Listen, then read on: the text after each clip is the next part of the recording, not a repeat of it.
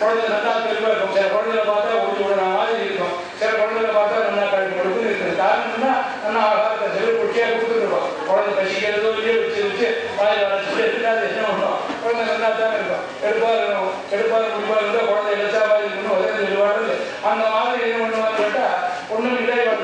ஆகாரமே இல்லையே. உடம்பு சுருக்கி போய் ரொம்ப தொத்தலாக இருந்தானா ஆறு தேவனுடைய பத்தினி. இவர் ஆலீனம் பண்ணிட்டு அண்ணன் ஆலீனம் பண்ணிட்டு அவர் பண்ணின உடனே என்ன பண்ணுறான், அவளை பார்த்தா அப்படியே ஒரு யுவதி மாதிரி ஆகிட்டார் அப்படின்னு சொல்ற. அப்படி இவனுடைய அமைப்பு அவனுடைய திருவுள்ளம் இருந்துச்சுன்னா அதை என்னன்னா படுத்துறதுக்கு அந்த வீட்டை போய் பண்ணிட்டான். அதுல இவ படுத்துட்டு தூங்குறான். தூமணி மாடத்தில் சுற்றும் விடத்தறிய தூவம் கவனம். அந்த தூவம் இருக்க அதே இடத்துக்கு போட நல்ல வாசனை போடுவான். புகைச்சல் உள்ள போக முடியாது, புகைச்சலே இல்லை. ஆனால் சுகந்தமான நல்ல வாசனை, சுகந்தமான வாசனை. அந்த வாசனை அனுபவிக்கிறதுக்கு வழியில் இருக்க எல்லாரும் இருக்கிற தூவங்களோட துயிரன் மேல் கண் வளரும் அப்படின்னு சொன்னான். கண் வளரும்னா அவ தூங்கல், அங்க படுத்துட்டு இருக்காள்.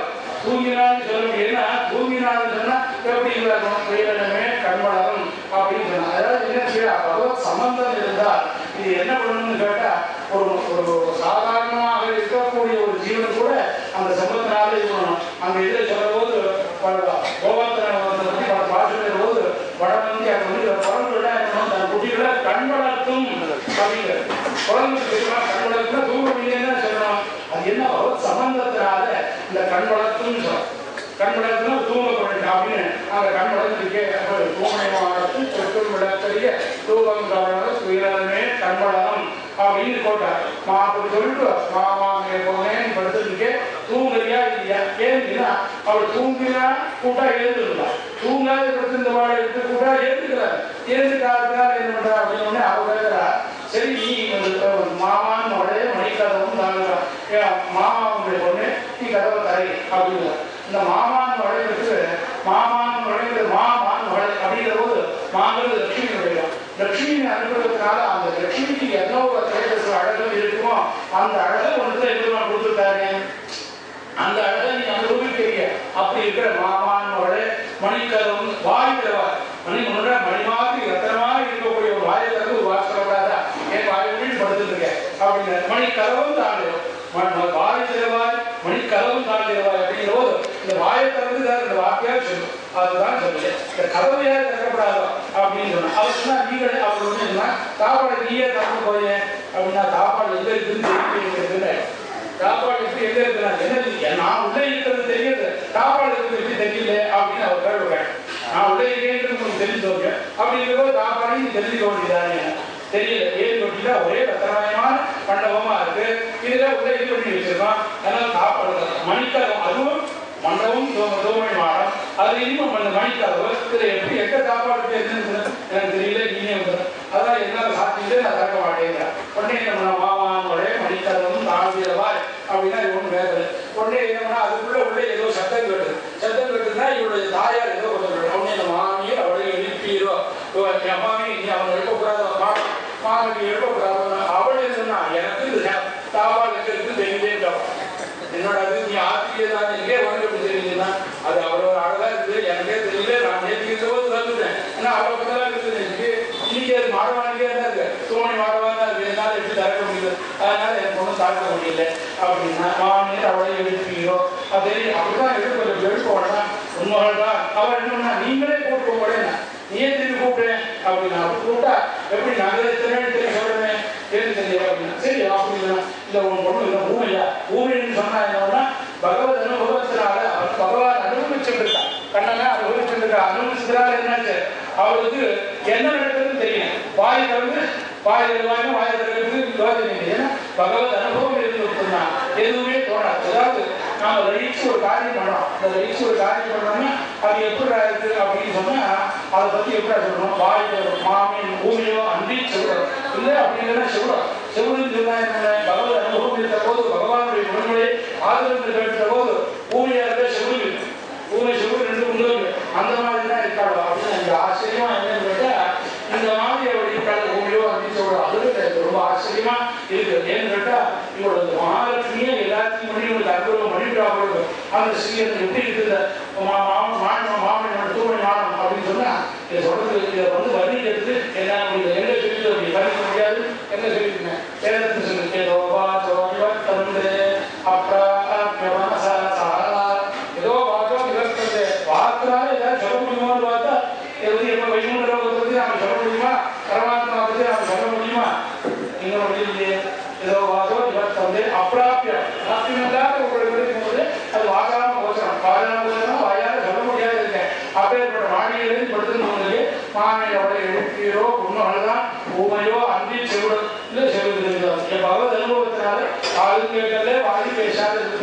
அப்படின்னு எப்பவுமே நம்ம பூமியில சாதாரண பூமி பெருமான் பகவத் அனுபவத்தினால பகவான் அனுபவிக்கிறதுனால என்னாச்சுன்னு கேட்டா எதுவுமே பகவத் அனுபவம் ஏற்பட்டதுன்னா இவன் ஆனந்தம் ஆனந்தம் நல்லா அனுபவிக்கிறான் நன்னாவே ஒரு காரியம் பார்த்துருக்கான் திடீர்னு ஒரு கூடாமல் ஏற்பட்ட மாட்டான் நம்ம அனுபவத்திலேயே பார்க்கலாம் ஏதோ ஒரு மனசு நம்ம பகவான் பற்றி நம்ம நினைக்க போகுது இன்னொன்று பண்ண போகுது ஏதோ ஒரு யோசனை பண்ணிட்டு இருக்கோம் யோசனை பண்ணிட்டே இருக்கோ பக்கத்தில் வந்து சுவாமி அப்படின்னா நீங்க கேட்கலாம் ஒரு தடவை இருந்தது கொடுக்குறோம் திடீர்னு தூக்கி வாரி போட்டு எழுதுக்கணும் அந்த மாதிரியாவது எழுதுக்கலாமே எழுதுறோம் ஏவ பெருந்துறையில் மந்திரப்பட்டாலோ மந்திரத்தினால மாயமந்திரங்கள் அப்படின்னு தேவதாந்த சம்பந்தம் வந்திருக்கோ அப்படின்னா இல்ல அதோட இல்லாத இந்த மந்திரத்தையே அவர் வந்து தப்பா அது பிரயோகம் பண்ண அதே மாதிரி என்ன மந்திரம் பிரயோகம் பண்ண போற அப்படின்னு சொன்னார் அந்த வேதத்துல நம்ம வேதாந்தத்துல வேதாந்த எல்லாருக்கும் வேதத்துக்கு வேதாந்த தத்துவமசின்னு ஒரு வாக்கியம் அந்த தத்துவமசிங்கிற வாக்கியத்தை என்னன்னா தத்துவம் அசி நீ பிரம்மமா இருக்கு நான் பிரம்மமா இருக்கேன்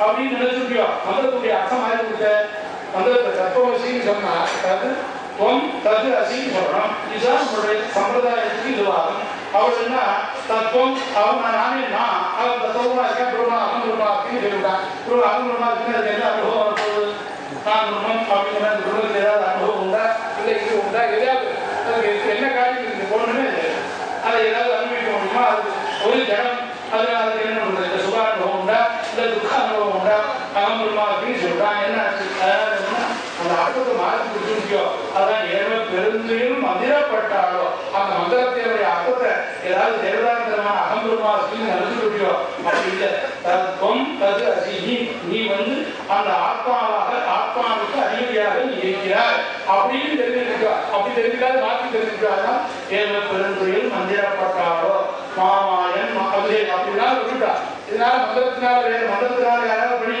மாற்றிவிட்டாலோ அந்த அர்த்தம் அதனால சொல்றது நான் யோசனை பண்ணிட்டேன் பகவான் கூட்டி சொல்றேன் மாமாயன் மாதவன் வைகுந்தன் என்றன்று வைகுந்தன் அப்படின்னா வைகுந்தன் சொன்னா அப்படின்னா வைகுந்தத்தில் இருக்கானே பரமநாதனாக இருக்கான் அப்படின்னா அது எப்படி வைகுந்தன் சொல்ல முடியும்னா வைகுண்டம்னா இவருக்கு தான் பேர் வருமா பரமாத்மாவுக்கு தான் பேர் வருமா ஆமாம் வைகுண்டே பரலோகே ஸ்யாசக்தம் ஜெகத்பதி ஆஸ்தே பிரசிந்தாத்மா பக்தரி பாகவதே சகா அங்க என்ன பண்ணா வைகுண்ட லோகத்தில் மகாலட்சுமியோட கூடி இருந்துட்டு வைகுண்ட பரலோக ஸ்யாசக்தம் அது பிராட்டியோட கூட இருந்துட்டு பக்தி பிராட்டியோட மட்டும் என்ன வருது நிச்சயம் பக்தன் முக்தன் ஜீவன் எல்லாரும் இருந்துட்டு பக்தரி பாகவதே சகா வைகுண்டே பரலோகே ஸ்யாசக்தம் ஜெகத்பதி ஆஸ்தே இருக்கான் அங்க இருந்து விஷ்ணு அசிந்தி ஆத்மா அவனுக்கு எத்தனை சிந்தனை பண்ணினா இதை புரிஞ்சு முடியுமா அப்படி இப்படி பக்தி பாகவதி பக்தாள் பாகவதார் எல்லாரும் கூடியிருக்கான் அப்ப என்னோட வைகுண்டர்ல இருக்கு அதுக்கு நினைச்சு நீ படுத்திருக்கா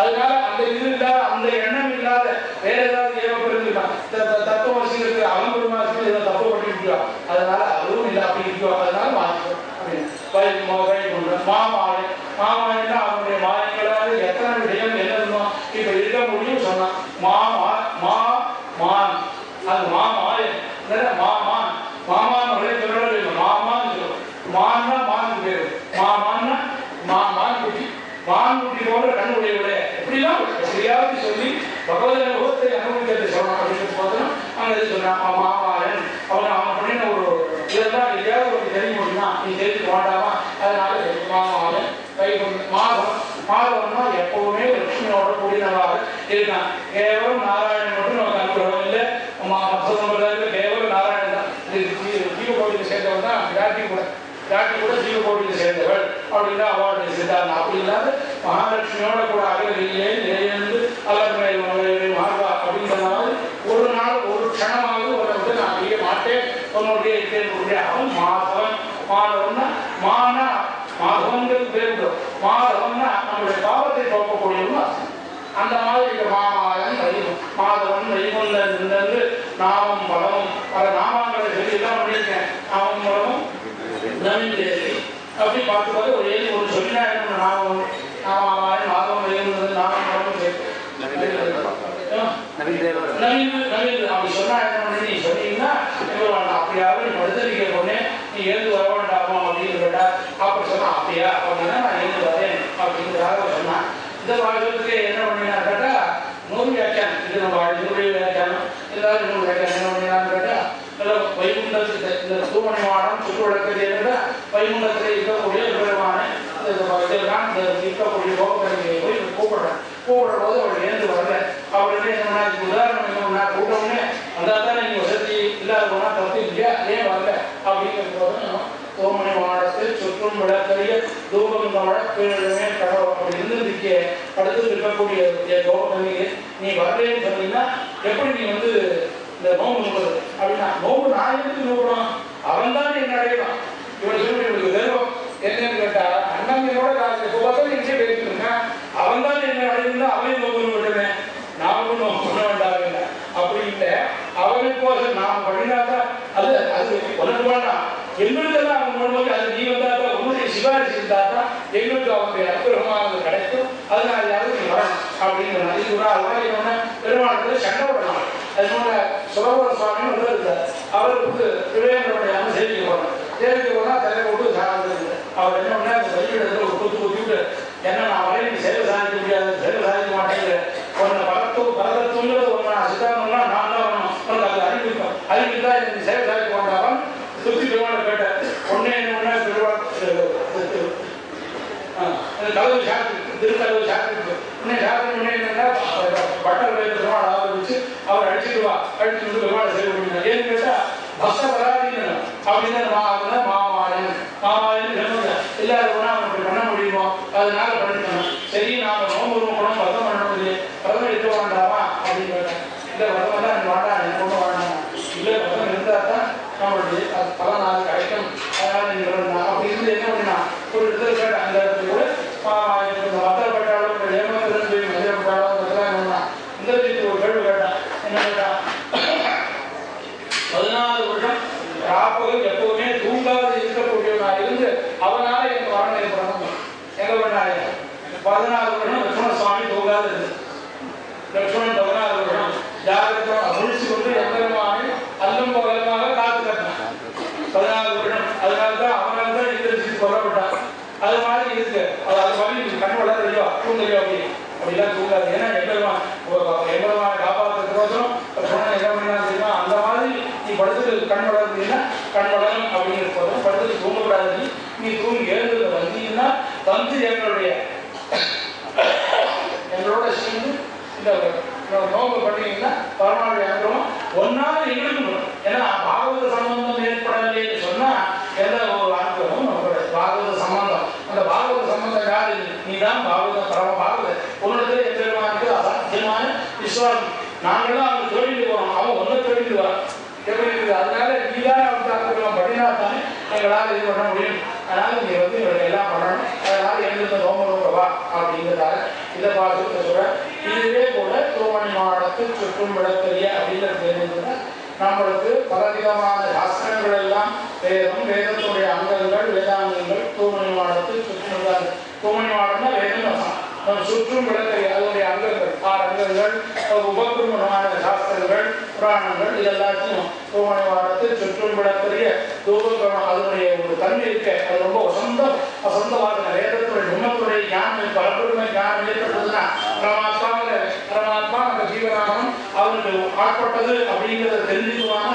அது எவ்வளவு வாசனை, அந்த வாசனையாவது அதை விதிவடுத்த முடியுமா, தூமங்கள் தொழிலுமே கண்படும். அந்த எவ்வளமானையே நினைச்சு கொண்டு நம்ம எப்படி இந்த ஜீவன்களை கரையேற்றலாம் அப்படிங்கிற கூடிய தீர்மானம் பண்ணிக்கூடிய ஆச்சாரியம் ஏன்னா இவனுக்கு எப்படி இதோபதேசம் பண்ணணும், இதோபதேசம் பண்ணினால்தான் அவனுக்கு புரியும், இல்லாதவனா இந்த ஜீவன்களுக்கு முடியாது. அதனால சுற்றும்படத்திலே தோவங்களோட தீர்மானமே கண்படும். அதை பற்றி யோசனை மாமான் மகளே மாமான்னா மகான்களாக இருக்கக்கூடிய ஆச்சாரியர்கள் மாமான் மகளே மகான்கள் உங்களுடைய எதிர்ப்புனா உங்களுடைய இந்த ஜீவ கோட்டிகளாக எங்களுடைய இதுதான் அவருடைய திருச்சல் வேலைக்காரங்க அவனுடைய மணிக்காரங்க 4 ரூபாய் அஜானமான உங்கள் இருக்கு அதுன்னா எங்களுக்கு நீங்கள் அனுகிரகம் பண்ணுங்கோ, ஆச்சாரியன்னு அனுகிரகம் பண்ணுங்க, மணிக்காரவும் 4 ரூபாய் சுவாமியை அவளை எழுப்பீரோ அதான் நீங்கள் பாக்கி பேராது சுவாமி ஆச்சாரியனா இருக்கிறோம் நீங்களாக இருக்கிறோம். ஏன்னா இதோட பண்ணக்கூடிய ஆச்சாரம் தானே தேடி போய் செல்வோம். கரெக்டான வேலைக்கு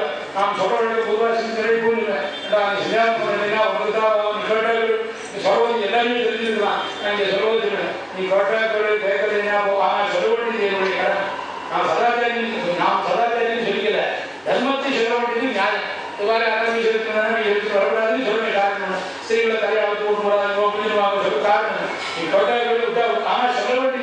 தர்மம் ஆச்சாரியனா இருக்கக்கூடியவன் சொல்லுன்னா இல்லைன்னா அவன் இதுக்கு ஆச்சாரியம் உட்காந்துருக்கிற லாபம் அப்படி அதனால என்னன்னா மணி தருவதாகவோ ஆகிய அவளை எழுப்பியோ உண்மகள் தான் ஊமையோ அந்திச்சோட உன்னுடைய ஜீவன் தான் அதுக்கு ஞானம் இல்லை ஊமையோ அந்திச்சோட ஞானமும் இல்லை பக்தியும் இல்லை அந்திச்சோடோ அனந்தரோ அதே சோம்பேறித்தனமா இந்த சமுதாயமாக சமுத்திரத்தில் உழந்து வேற ஒன்றும் தெரியலேன்னு சொல்லிட்டு இருக்காங்க அவனுக்கு ஏதாவது சொல்லணும் ஏவல் பெருந்தில் மந்திரப்பட்டாரோ இந்த வருட சமுதாயமாக இருக்கிற உட்காந்து எம்பெருமானுடைய திருடியை தவிர வேற ஒன்றும் நமக்கு இல்லை அப்படின்னு இருக்கக்கூடிய இந்த ஜீவாத்மாக்களே நீங்க என்ன பண்ண தெரியுமா ஏவல் பெருந்தில் மந்திரப்பட்டாரோ மாமாயன் மாதவன் வைகுந்தன் என்னது வைகுந்தத்தை காட்டி கொடுக்கும் சிறான் எம்பெருமான் அறிவிக்கக்கூடியவன் ஆச்சாரியன் மாமாயன் வைகுந்தன் அவருடைய இந்த மாயங்கள் புதர்க்கவாதங்கள் எல்லாத்தையும் போக்கி நமக்கு உண்மையான ஞானம் இது அகம்புமாசின்னு சொன்னா நான் எங்க இருக்குது தெரிஞ்சு இல்லைன்னா